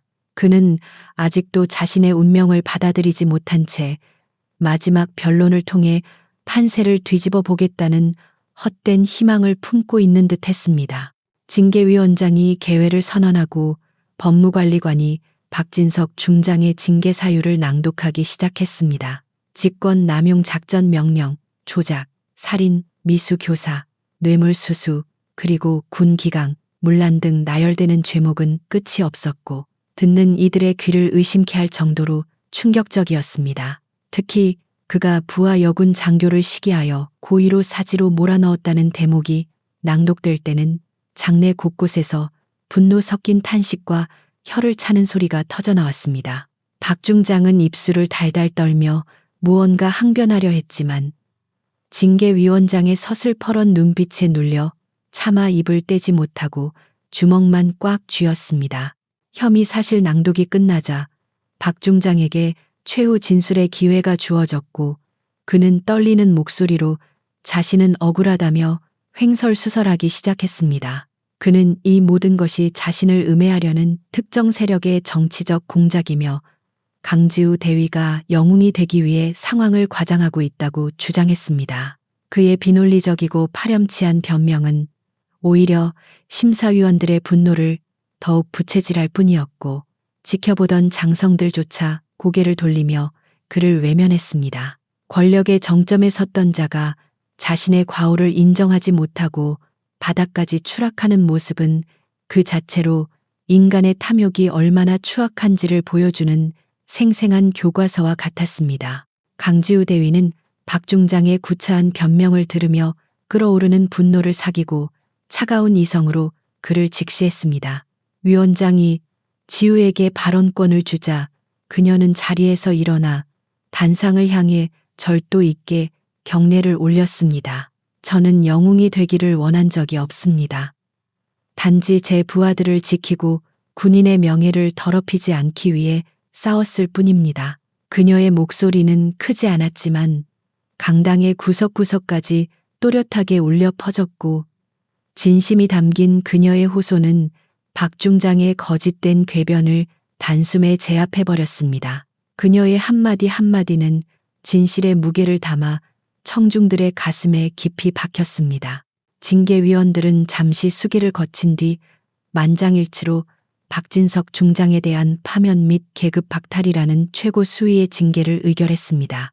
위원장이 판결문을 낭독하며 피징계인 박진석의 군인 신분을 즉시 박탈하고 그가 더럽힌 계급장을 회수한다라고 선언하자 박 중장은 비명을 지르며 자리에 주저앉았습니다. 그는 안 돼. 내가 누군지 알아. 나는 국가를 위해 평생을 바쳤어. 이럴 수는 없어. 라고 절규하며 발악했지만 헌병들이 다가와 그의 양팔을 강하게 결박했습니다. 이것은 단순한 행정처분이 아니라 군의 수치가 되어버린 자에 대한 가혹하고도 엄정한 심판이었습니다. 국방부 장관이 직접 단상 아래로 내려와 박진석 중장의 앞으로 다가갔고 장내에는 무거운 침묵이 흘렀습니다. 장관은 싸늘한 표정으로 박 중장을 내려다보며 자네는 군인의 가장 중요한 가치인 명예를 팔아넘겼고 부하들의 피를 담보로 자신의 욕심을 채우려 했다라고 일갈했습니다. 박 중장은 장관의 바짓가랑이를 붙잡고 살려달라고 애원했지만 장관은 가차없이 그를 뿌리치며 헌병들에게 그를 똑바로 세우라고 지시했습니다. 이제 역사의 남을 그리고 박 중장에게는 영원히 씻을 수 없는 치욕의 순간이 다가오고 있었습니다. 장관은 박 중장의 정복 어깨에 달려있는 별 3개가 박힌 계급장으로 손을 뻗었습니다. 박 중장은 고개를 저으며 몸부림쳤지만 건장한 헌병들의 완력에 눌려 꼼짝할 수 없었습니다. 찌익 하는 날카로운 파열음과 함께 장관의 손은 박 중장의 어깨에서 계급장을 거칠게 뜯어내 버렸습니다. 튼튼하게 박음질되어 있던 견장이 찢겨나가며 옷감이 터지는 소리가 강당 전체에 소름 끼치게 울려 퍼졌고 바닥에는 뜯겨나간 실밥과 함께 빛바랜 별들이 초라하게 나뒹굴었습니다. 그것은 한 인간의 사회적 생명이 완전히 끊어지는 소리와도 같았습니다. 계급장이 뜯겨나간 박 중장의 어깨는 원하게 비어 있었고 찢어진 정복 사이로 드러난 속살은 그의 몰락을 적나라하게 보여주었습니다. 박 중장은 바닥에 떨어진 자신의 별들을 멍하니 바라보다가 마치 영혼이 빠져나간 사람처럼 동공이 풀려버렸습니다. 평생을 목숨보다 소중하게 여겨왔던 계급장이 쓰레기처럼 버려지는 순간 그의 자존심과 정체성도 함께 산산조각 나버린 것이었습니다. 그는 입을 벌린 채 아무런 소리도 내지 못했고 그저 공허한 눈으로 허공을 응시할 뿐이었습니다. 강지우 대위는 그 처참한 광경을 지켜보며 승리의 기쁨보다는 씁쓸함과 안타까움을 느꼈습니다. 한때는 존경받는 지휘관이었을지도 모르는 사람이 권력의 유혹에 빠져 괴물로 변해버린 현실이 군인으로서 가슴 아팠기 때문입니다. 하지만 그녀는 이것이 정의를 바로 세우기 위해 반드시 거쳐야 할 과정임을 알기에 흔들리지 않고 그 장면을 끝까지 지켜보았습니다. 그녀의 눈가에는 맺혀있던 눈물이 살짝 비쳤지만 그것은 연민이 아니라 고통받았던 시간들에 대한 회한의 눈물이었습니다. 헌병들은 넋이 나간 박진석, 아니 이제는 민간인 신분이 된 범죄자 박진석을 양쪽에서 끌고 강당 밖으로 나갔습니다. 끌려가는 그의 뒷모습은 너무나도 작고 초라해 보였으며 그가 남긴 것은 바닥에 떨어진 계급장과 찢어진 옷자락뿐이었습니다. 강당 안에 있던 장성들은 침통한 표정으로 그 모습을 지켜보며 군인으로서의 본분을 다시 한번 되새기는 계기로 삼았습니다. 박진석의 퇴장은 단순히 한 개인의 몰락이 아니라 잘못된 관행과 부패와의 단절을 알리는 신호탄이 되었습니다. 국방부 장관은 다시 단상에 올라 엄숙한 목소리로 대국민 담화문을 발표했습니다. 그는 이번 사건을 계기로 군 내부의 불합리한 부조리를 뿌리 뽑고 능력과 인품 중심의 인사 시스템을 확립하겠다고 약속했습니다. 그리고 강지우 대위의 용기 있는 행동을 치하하며 그녀야말로 진정한 군인 정신의 표상이라고 높이 평가했습니다. 장관의 연설이 끝나자 강당 안의 모든 사람들은 기립하여 박수를 보냈고 그 박수 소리는 강지우 대위를 향한 존경과 미안함이 담긴 화음이었습니다. 징계위원회가 끝나고 강지우가 강당 밖으로 나오자 기다리고 있던 수많은 취재진이 그녀를 애워쌌습니다. 하지만 그녀는 인터뷰를 정중히 사양하고 군중 틈에서 자신을 기다리고 있던 최민혁 소령과 옛 팀원들에게로 다가갔습니다. 사복을 입은 팀원들과 병원에서 휠체어를 타고 나온 부상대원이 환한 미소로 그녀를 맞이했고 그들은 말없이 서로를 부둥켜 안으며 뜨거운 눈물을 흘렸습니다. 그 어떤 말보다도 진한 전우애가 그들 사이를 감싸 안았고 그동안의 고통과 시련이 눈 녹듯 사라지는 순간이었습니다. 비로소 모든 짐을 내려놓은 지우의 얼굴에는 평온함이 찾아왔습니다. 그녀는 하늘을 올려다보며 길게 심호흡을 했고 폐부 깊숙이 들어오는 공기는 그 어느 때보다 상쾌하고 달콤했습니다. 폭풍우가 지나간 자리에는 더 단단한 땅이 굳어지듯 그녀는 이번 시련을 통해 한층 더 강인하고 성숙한 군인으로 거듭났습니다. 그녀는 이제 과거의 상처를 뒤로하고 자신의 자리인 바다로 돌아갈 준비를 마쳤습니다. 저 멀리 국방부 청사 깃대에서는 태극기가 힘차게 펄럭이고 있었고 지우는 그 깃발을 향해 마지막 경례를 올렸습니다. 그녀의 손끝은 절도 있고 날카로웠으며 눈빛은 흔들림 없이 빛나고 있었습니다. 그녀의 싸움은 끝났지만 군인 강지우의 이야기는 이제부터가 진짜 시작이었습니다. 그녀는 동료들과 함께 발걸음을 돌렸고 그들의 뒤로 따스한 오후의 햇살이 길게 비치며 새로운 미래를 축복해주고 있었습니다. 계절이 바뀌어 차가운 바닷바람이 따스한 봄 기운으로 변해가고 있었지만 대한민국 국군 교도소의 높은 담벼락안은 여전히 겨울처럼 냉혹했습니다. 박진석 전 중장은 모든 계급과 명예를 박탈당한 채 수인 번호가 적힌 푸른 죄수복을 입고 독방구석에 웅크리고 앉아 있었습니다. 그는 군사법원 1심에서 징역 15년을 선고받았고 항소심에서도 형량이 유지되거나 가중될 것이라는 절망적인 소식을 접한 뒤 삶의 의지를 완전히 상실한 상태였습니다. 철창 너머로 들려오는 교도관들의 발자국 소리조차 그에게는 심장을 옥죄는 공포로 다가왔으며 한때 수만 명의 병사를 호령하던 위풍당당한 장군의 모습은 이제 역사 속으로 사라지고 없었습니다. 박진석의 몰락은 단순히 한 개인의 파멸에 그치지 않고 군 내부의 거대한 정화 작업을 불러오는 기폭제가 되었습니다. 국방부는 박진석 리스트에 연루된 고위 장교들과 방산업체 관계자들을 줄줄이 소환하여 강도 높은 수사를 벌였고 그 결과 수십 명의 부패한 군인들이 옷을 벗거나 사법 처리되었습니다.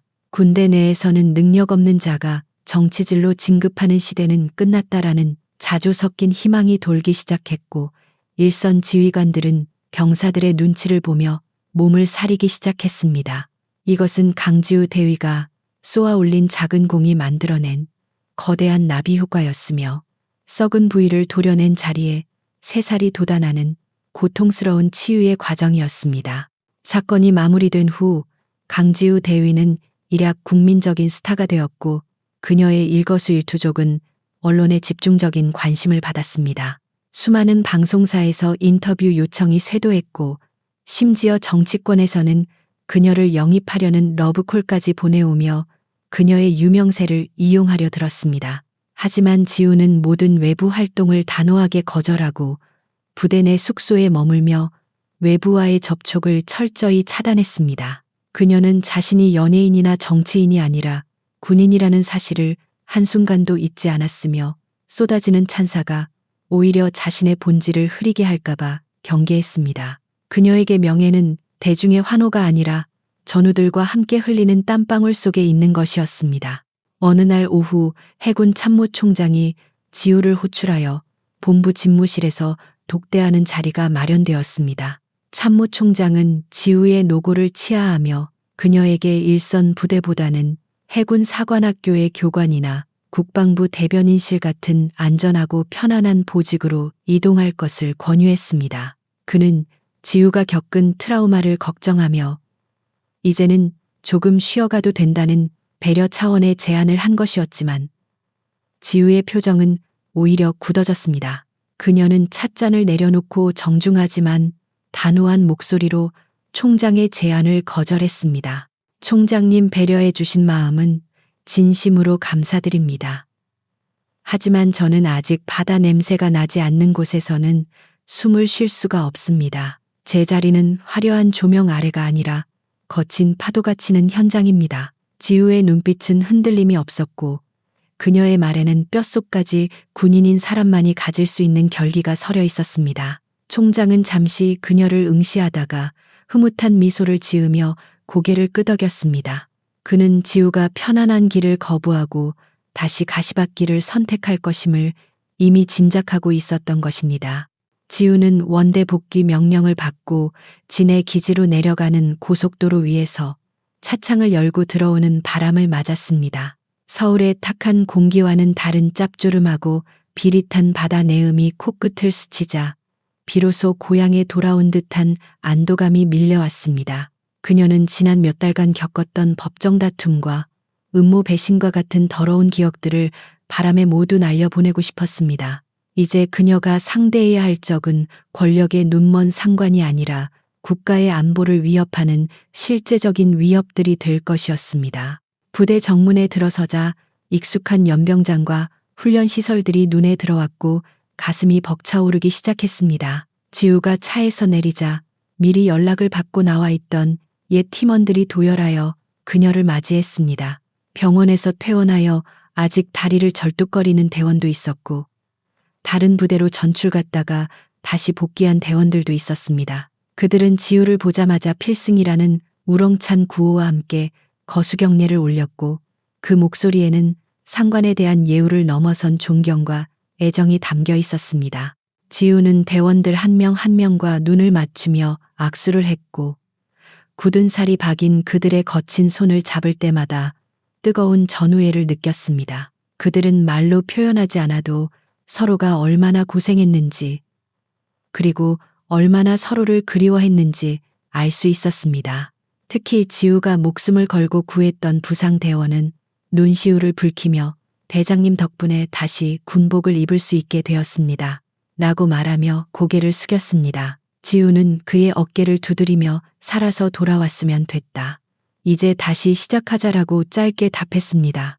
짐을 풀기가 무섭게 지우는 최민혁 소령이 부대를 방문했다는 소식을 듣고 면회실로 향했습니다. 민혁은 사건 이후 정보사령부 내에서 핵심 보직으로 승진했지만 거만함이라고는 찾아볼 수 없는 여전히 소탈한 모습이었습니다. 두 사람은 자판기 커피를 뽑아들고 벤치에 앉아 지난 일들을 회상하며 담소를 나누었습니다. 민혁은 지우에게 네가 아니었으면 박진석 같은 괴물을 영원히 잡지 못했을 거야. 너는 군대뿐만 아니라 나도 구한 셈이다라고 말하며 고마움을 표시했습니다. 지우는 민혁의 말에 고개를 저으며 이 모든 것은 혼자 힘으로 한 것이 아니라 민혁과 팀원들의 도움이 있었기에 가능했다고 공을 돌렸습니다. 그녀는 박진석의 별이 떨어지던 날을 떠올리며 계급장이라는 것이 얼마나 무겁고도 무서운 것인지를 다시 한번 상기했습니다. 별은 하늘에 있을 때 아름다운 것이지 탐욕으로 얼룩진 어깨 위에 있으면 그냥 돌덩어리에 불과하더라. 지우의 담담한 독백에 민혁은 깊이 공감하며 고개를 끄덕였습니다. 다음 날부터 지우는 곧바로 팀을 재정비하고 강도 높은 훈련에 돌입했습니다. 공백기가 있었던 만큼 대원들의 체력과 전술 감각을 다시 끌어올려야 했기에 훈련은 실전을 방불케 할 정도로 혹독하게 진행되었습니다. 지우는 교관으로서 뒷짐을 지고 지시만 하는 것이 아니라 가장 무거운 군장을 메고 선두에서 뛰며 대원들을 이끌었습니다. 진흙탕을 구르고 바다에 뛰어드는 그녀의 모습에서 여자라는 성별은 아무런 의미가 없었으며 오직 최강의 전사라는 수식어만이 존재했습니다. 훈련 도중 잠시 휴식 시간이 주어졌을 때 신입 대원들이 지우를 힐끔거리며 수군거리는 모습이 보였습니다. 그들은 전설적인 사건의 주인공인 지우를 어려워하면서도 그녀의 압도적인 실력에 감탄하고 있었습니다. 지우는 그들에게 다가가 물을 건네며 농담을 던져 긴장을 풀어주었고 선배로서의 노하우를 아낌없이 전수해 주었습니다. 그녀는 자신의 경험이 후배들에게 올바른 이정표가 되기를 바랐으며 다시는 자신과 같은 피해자가 나오지 않도록 건강한 부대 문화를 만드는데 앞장서기로 다짐했습니다. 어느 날 밤 지우는 홀로 사격장에 남아 야간 사격 훈련을 하고 있었습니다. 타겟을 향해 방아쇠를 당길 때마다 총구에서 뿜어져 나오는 불꽃이 어둠을 갈랐고 탄피가 바닥에 떨어지는 맑은 소리가 규칙적으로 들렸습니다. 그녀는 표적지 중앙에 정확히 꽂히는 탄착군을 확인하며 자신의 감각이 여전히 살아있음을 확인했습니다. 총성은 그녀에게 마음의 평화를 가져다주는 일종의 명상과도 같았으며 오로지 목표물에만 집중하는 그 순간만큼은 세상의 모든 소음이 사라지는 듯했습니다. 훈련을 마치고 막사로 돌아오는 길, 하늘에는 수많은 별들이 반짝이고 있었습니다. 지우는 밤하늘을 올려다보며 박진석 중장의 어깨에서 떨어져 나갔던 별들과 하늘의 별들을 비교해 보았습니다. 진짜 별은 누가 억지로 단다고 해서 빛나는 것이 아니라 어둠 속에서도 스스로 빛을 낼 때 비로소 가치가 있는 것이었습니다. 그녀는 자신의 어깨에 달린 대위 계급장을 어루만지며 비록 장군의 별처럼 화려하지는 않지만 정직과 명예로 지켜낸 이 다이아몬드가 훨씬 더 소중하다고 느꼈습니다. 며칠 뒤 지우의 팀에게 새로운 작전 명령이 하달되었고 그것은 동해 공해상에서 발생한 선박 납치 사건을 해결하는 대테러 임무였습니다. 브리핑룸에 모인 대원들의 눈빛은 예전과는 달리 자신감과 신뢰로 가득 차 있었고 지우의 지시에 따라 일사불란하게 움직일 준비가 되어 있었습니다. 지우는 작전 지도를 짚어가며 냉철하게 상황을 분석했고 모든 변수를 고려한 치밀한 계획을 수립했습니다. 이제 그녀에게 두려움이나 망설임은 없었으며 오직 임무 완수라는 명확한 목표만이 존재했습니다. 헬기에 탑승하여 작전 지역으로 이동하는 동안 지우는 아래로 펼쳐진 검푸른 바다를 내려다 보았습니다. 헬기의 로터 소리가 심장 박동과 공명하며 아드레날린을 분비시켰고 그녀는 다시금 전장의 한복판으로 들어가는 전율을 느꼈습니다. 옆에 앉은 대원들과 주먹을 맞부딪히며 무언의 결의를 다지는 그녀의 입가에는 옅은 미소가 번졌습니다. 그것은 억울함을 씻어낸 자의 후련함이 아니라 자신의 존재 이유를 찾은 사람만이 가질 수 있는 평온하고도 강인한 미소였습니다. 작전은 성공적으로 마무리되었고 지우의 팀은 인질들을 모두 무사히 구출하여 귀환했습니다. 새벽동이 트는 항구에 도착한 지우는 헬멧을 벗고 떠오르는 태양을 바라보며 깊은 숨을 내쉬었습니다. 붉게 물든 수평선 위로 갈매기들이 날아오르고 잔잔해진 파도는 그녀의 발밑을 부드럽게 적시고 있었습니다. 푸른 바다의 분노는 이제 가라앉았지만 그 바다는 전보다 훨씬 더 깊고 넓어져서 어떤 폭풍우가 몰아쳐도 흔들리지 않을 만큼 강해져 있었습니다. 강지우는 바다를 등지고 다시 부대를 향해 걸음을 옮겼습니다. 그녀의 등 뒤로 긴 그림자가 드리워졌지만 그 앞에는 찬란한 빛이 쏟아지고 있었습니다. 그녀는 영웅이 되기를 원하지 않았지만 이미 모두의 가슴 속에 진정한 군인으로 각인되어 있었습니다. 세상이 아무리 부조리하고 어둡더라도 묵묵히 자신의 자리를 지키며 빛을 내는 사람들이 있는 한 정의는 결코 침몰하지 않는다는 것을 그녀는 온몸으로 증명해 보였습니다. 그리고 그 이야기는 파도 소리와 함께 전설이 되어 오랫동안 바다를 지킬 것입니다.